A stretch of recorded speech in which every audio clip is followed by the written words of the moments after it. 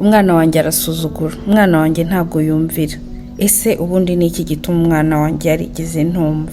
Ibintu byose mbimubwira ugasanga yibereye ahandi, rimwe na rimwe bikaba byanamugiraho ingaruka kandi nari namubwiye. Uyu munsi nicyo kintu tugiye kurebera hamwe. Mubyeyi ntujye kure. Turagushimiye kuba wongeye gukurikirana ibiganiro byacu kuri uru rubuga, twigiramo byinshi ku burere bw'umwana, imibereho myiza ndetse n'urukundo. Ngiye turi kumwe uyu munsi, nitwa Christelle Ishimwe, nkaba ndi umuganga mu bijyanye n'imitekerereze n'imyitwarire ya muntu, clinical psychologist. Bahaye ikaze nahamukanye. Uyu munsi rero tugiye kuganira ku mpamvu ituma abana basuzugura cyangwa batumva ibyo umubyeyi ababwira, ndetse n'icyo twakora kugira ngo abana bacu barusheho kutwumva. Wowe mubyeyi udukurikiye, ndabizi ko iki kibazo kijya kikubaho, nanjye ndetse. Ntimugire ngo biba kuri wowe gusa, umubyeyi uwo ari we wese nzi neza ko iki kintu yahuye nacyo. Ariko buriya umwana mbere yuko tumwita ko adashobotse, yigize nabi, asigaye asuzugura muri iyi minsi, cyane cyane ko iyo ubimwise kandi ukabimwita kenshi, nawe ageraho akajya yibaza nimba koko atarabaye icyo kintu bamwita buri munsi.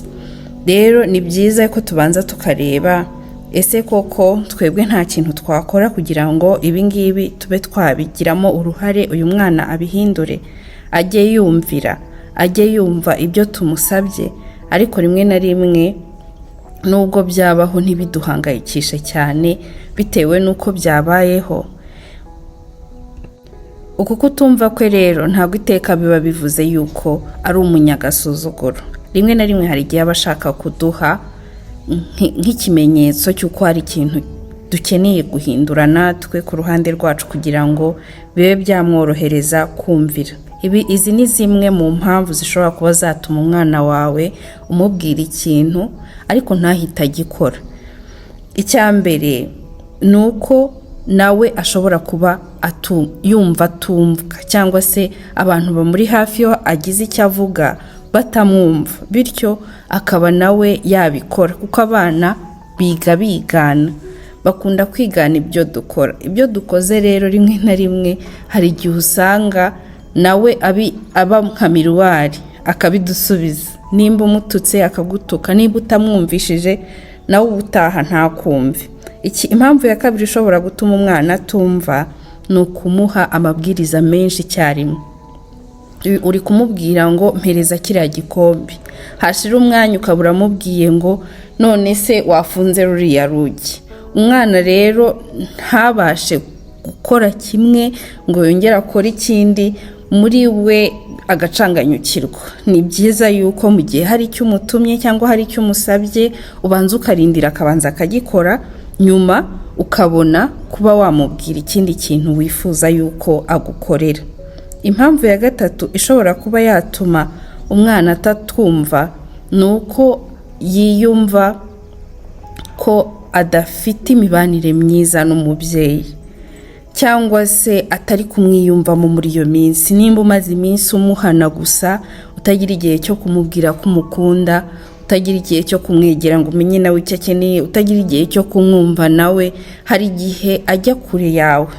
Njya ntanga urugero ku bantu babana, abavandimwe se cyangwa se abashakanye, usanga iyo hashize iminsi myinshi mutongana, iyo umwe agiye gusaba undi serivisi ntabwo bimworohera kuyimuha.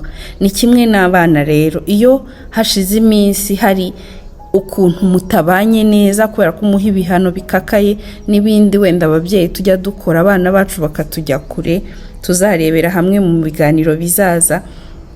Mu by'ukuri bituma umwana kujya kure, bituma umwana atakwiyumvamo, bituma umwana umutima we utakwegera, bityo wagira n'icyo umusaba ntibimworohere guhita agikora byihuse.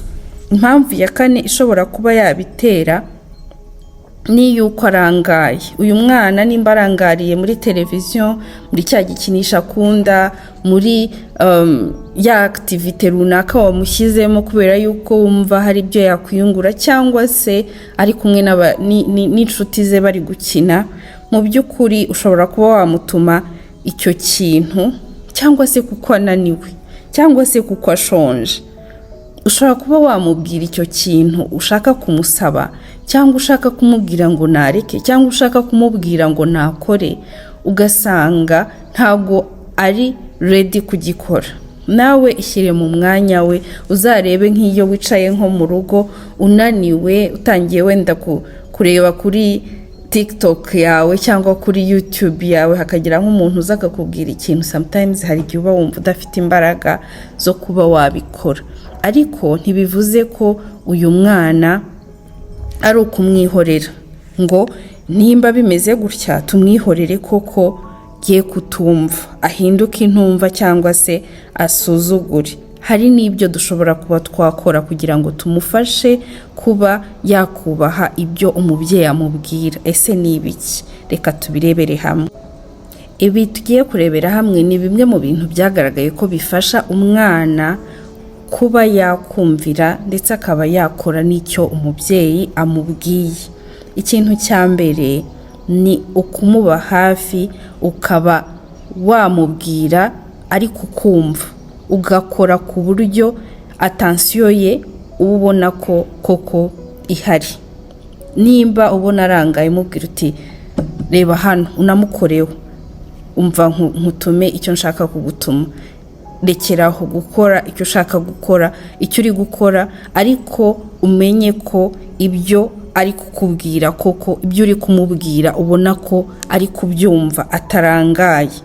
Nibiba ngombwa umufata akaboko kugira ngo umukure mu byo yari arimo, ube wamutuma aho ushaka kumutuma.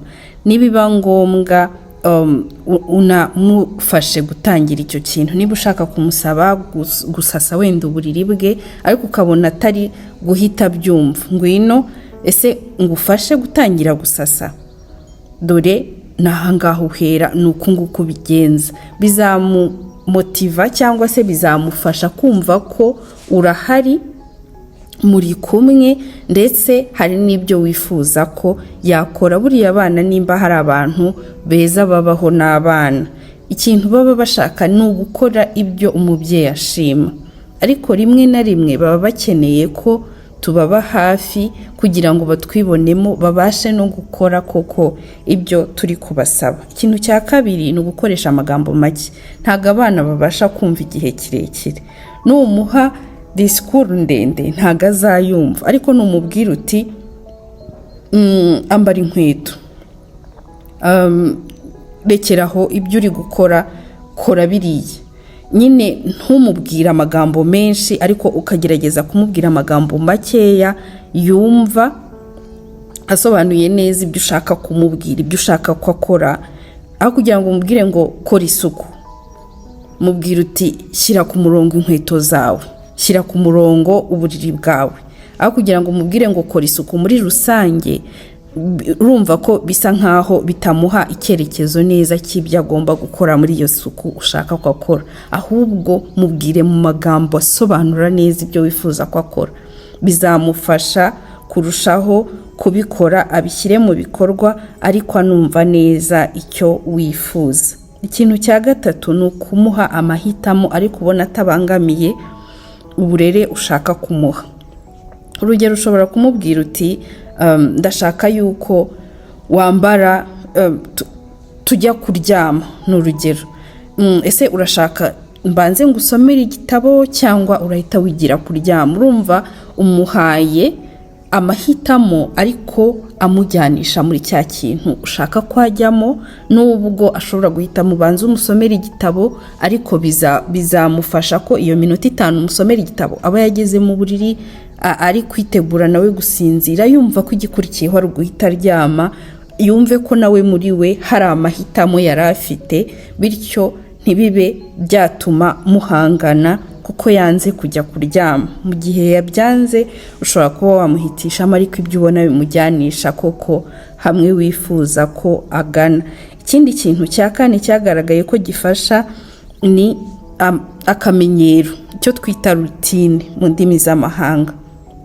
Mu by'ukuri umwana wamenyereye ko nyuma yo kurya ajya kwibrosa, akajya kwambara imyenda yo kurarana, akajya kuryama, iyo umubwiye uti nyuma yo kurya uti hakurikiyeho iki, arakubwira ati kwibrose, agahita bikakorohera kuba wamubwira icyo kintu agiye gukurikizaho bitakugoye. Rero ako kamenyero iyo umubyeyi agashyize muri gahunda zisanzwe z'ubuzima bw'umwana, biroroha ko ibyo ugiye kumusaba, ibyo ugiye kumubwira, ibyo ugiye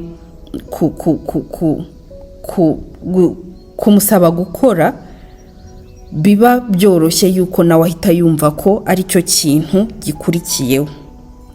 Ikintu cya gatanu cy'ingenzi cyane nta kwibagirwa kuvuga, nuko n'umubyeyi nawe hari uruhare asabwa rwo kuba yatuza, rwo kuba muri we yaharanira gutuza muri ya mabwiriza ari guha umwana. Mu by'ukuri iyo utahamagaye umwana ngo umubwire, ngo ukomeze umubwira, uribuka ko nakubwiye iki, ese kudakora iki, ngo ukomeze umusubiriramo cya kintu kimwe, ahubwo ukaba watuza muri wowe, ugahaguruka ukagenda ukamufasha kuva muri cya kintu akajya muri cya kindi wifuza ko ajyamo, biroroha. Byorohera wa mwana kubona ko ntago afite amahitamo menshi yo kudakora cya kindi wari uri kumubwira, cyangwa yo gukomeza agerageza kukwereka yuko atagishoboye, ahubwo bimufasha kumva ko mu gihe hari ikintu umubwiye, hari icyo akeneye kugikoraho, byaba ngombwa ukaza ukamufasha. Rero uko gutuza no kuba wamuba hafi mu gihe yatinze kugikora, ntukomeze umubwira kugera naho wenda uvugira hejuru cyangwa uvuga nabi, nabyo ni ikintu gifasha cyane muri uru rugendo rwo kuba wafasha umwana kubaha no kubahiriza ibyo uri kumusaba. Mu by'ukuri rero abana ntago baba bagamije kutubabaza, ntago baba bagamije kudukomereza ubuzima, cyangwa se kuba bakora ibintu biduhangayikisha cyane. Nabo baba bakeneye yuko tubaba hafi, tukabafata ukuboko muri rwa rugendo rwo kwiga ibintu bitandukanye, cyangwa se kuba bakwiga nuko kubaha, nk'uko twari turi kubivuga muri iki kiganiro. Mu by'ukuri rero naho ikiganiro cyacu kirangiriye. Nimba hari icyo wumva cyagufashije, cyakugiriye umumaro, ntugende utagisangije n'uwundi mubyeyi wumva cyagirira umumaro. Ikindi kandi ukande subscribe kugira ngo uzajye ubona n'ibindi biganiro by'iminsi izaza, ndetse unalikinge iyi video nimba yagushimishije. Naho ubutaha, Imana ibarinde.